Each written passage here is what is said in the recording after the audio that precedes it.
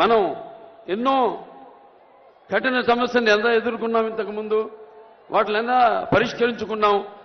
కేవలం ఒక పార్టీ కాదు, కేవలం లేకపోతే తెలుగుదేశం పార్టీ వ్యవస్థాపకులు నందమూరి తారక రామారావు గారే కాదు, ఆయన పిలుపుకి స్పందించి ఎంతో మంది జనమంతా కూడా కులాలకు, మతాలకు, వర్గాలకు అన్నిటికీ దూరంగా ఒక్కటై ఎలా ఆనాడు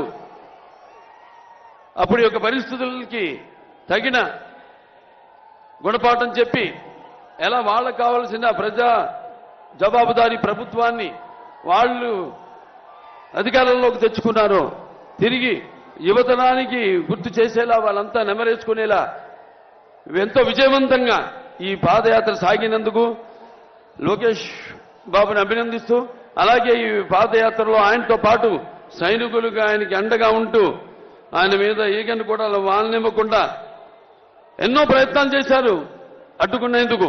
పాదయాత్రను చూసాం మనం, మైకులు లాక్కున్నారు, చివరకు కుర్చీ మీద నిలబడి మాట్లాడుతుంటే కుర్చీ కూడా లాగేసుకున్నారు. అటువంటి దుశ్చర్యలకు పాల్పడితే వాళ్ళంతా కూడా మరి ఆయనకి సైనికుల్లాగా ఉండి ఈ 26 రోజులు ఆయనకు అండగా ఉన్నారు. వాళ్ళందరికీ సుశిక్తులైన సైనికులందరూ కూడా నా అభినందనలు తెలియజేసుకుంటూ, మరి నేను ఇక్కడ అంటే సమాజం మీద దేవాలయం ప్రజలే దేవుళ్ళు, అందులో నేను ఒక అర్చకుణ్ణి అని నినాదంతో ఆనాడు నందమూరి తారక రామారావు గారు తెలుగుదేశం పార్టీని స్థాపించడం జరిగింది. అంటే నటులు కేవలం సినిమాలకి పరిమితం కాదు, నటులు కేవలం రంగు వేసుకుని ప్రజలకి దూరంగా ఎక్కడో షూటింగ్లు చేసుకుంటూ కాదు. నేను వాళ్ళ సోదరుడు పవన్ కళ్యాణ్ని సినిమాల కంటే ఎక్కువ ఈ రోడ్ల మీద చూస్తున్నాను, సభల్లో చూస్తున్నాను. అంటే నేను చెప్పొచ్చేది ఏంటంటే సినిమాలే కాదు, మన ప్రతి ఆ సినిమాల ఫలితంగా మనకు వచ్చే ఆదరణ, అభిమానాన్ని నాన్నగారు ఎప్పుడు అంటుండేవారు, ఏ రుణం మనం పెట్టుకోకూడదని. అది రుణశేషం కావచ్చు, రుణశేషం కావచ్చు, అగ్నిశేషం కావచ్చు, శత్రుశేషం కావచ్చు. అలాగే నీళ్ల శేషం కూడా ఆయన ఉంచుకోలేదు. చివరికి ఏ మద్రాసు నుంచి అయితే ఆయన వచ్చారో తిరిగి ఆ మద్రాసుకు తాగునీటిని కూడా తిరిగి ఇచ్చారు ఆయన.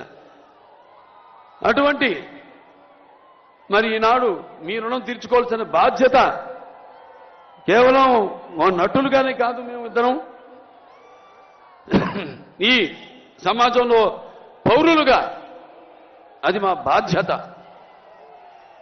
అని తెలియజేయడానికి మరి ఆనాడు సోదరుడు పవన్ కళ్యాణ్ గారు పార్టీని స్థాపించారు. జనసేన పార్టీని ఎన్నో ఏళ్ల క్రితం 2014లో 2008లో 14 అప్పటి నుంచి కూడా ఆయన పోరాటం కొనసాగిస్తూనే ఉన్నారు.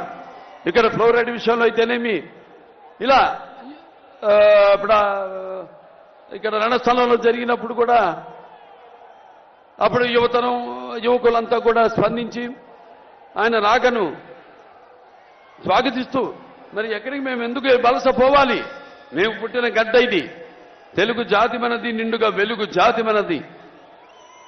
ఎక్కడైతే మనం వాళ్ళంతా ఆనాడు చంద్రబాబు నాయుడు గారి యొక్క దూరదృష్టితో అటు ఐటీ రంగం అయితే, సైబరాబాద్ సిటీ అయితేనేమి, లేకపోతే ఈ యొక్క ఎన్నో అభివృద్ధి పథకాలు తీసుకురావడం ముందుకి, అలాగే ఈ యొక్క మహిళలకు ఈ యొక్క డ్వాక్రా మొట్టమొదటిసారిగా దేశంలోనే ఈ పొదుపు స్కీమ్ తీసుకురావడం అయితేనేంటి, ఇటువంటి ఎన్నో కార్యక్రమాలు చేపట్టడం వల్ల ఆనాడు అందరికీ ఉపాధి కలగడం జరిగింది.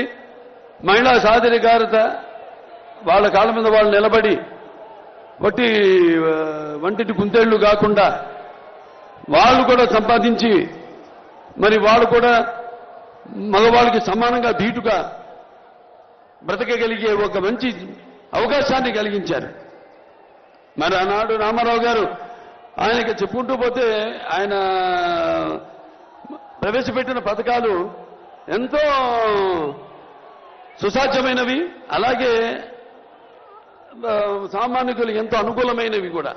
మరి ఆయన అప్పుడు ఆనాడు ప్రవేశపెట్టిన పథకాలు మరి ఆయన అమలు చేస్తూ, అలాగే అందరూ కూడా వాటిని అనుకరించేలా చేశారు ఆనాడు. అందుకే ఆయన